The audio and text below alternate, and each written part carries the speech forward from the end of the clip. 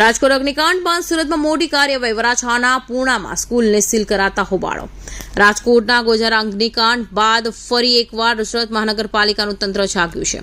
રાજકોટની દુર્ઘટના બાદ સુરતમાં સીલિંગની કામગીરી ચાલી રહી છે. આજે વરાછા ઝોનમાં પૂર્ણા વિસ્તારમાં એક સ્કૂલને સીલ કરાતા ભારે હોબાળો. સુરતમાં રવિવારે રાતથી શરૂ થયેલા ફાયર એનઓસી અને પીયુસીની પરમિશન વિના તથા અન્ય ખામીઓ મળી આવી તેવા મિલકતને સીલ કરવાની કામગીરી ચાલી રહી છે.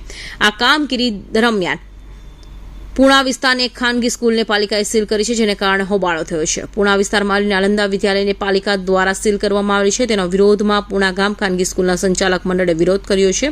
સુરત પાલિકાએ કોઈપણ જાતની સૂચના વિના સ્કૂલોને સીલ કરવાની કામગીરી હાથ ધરી છે. તે યોગ્ય નથી તેવો આક્ષેપ કરાયો છે. સંચાલકો જણાવે છે કે રાજકોટની ઘટના બાદ સુરત મહાનગરપાલિકા તંત્ર સફળ જાગ્યું છે અને આ કામગીરી કરી રહ્યું છે, પરંતુ શાળામાં કામગીરી માટે સમય આપવો જોઈએ. શાળાના વિદ્યાર્થીઓના ભવિષ્યની ચિંતા છે, એટલે તમામ સુવિધા ઊભી કરી છે અને ફાયર એનઓસી હોવા છતાં પણ સીલિંગની કામગીરી કરવામાં આવી.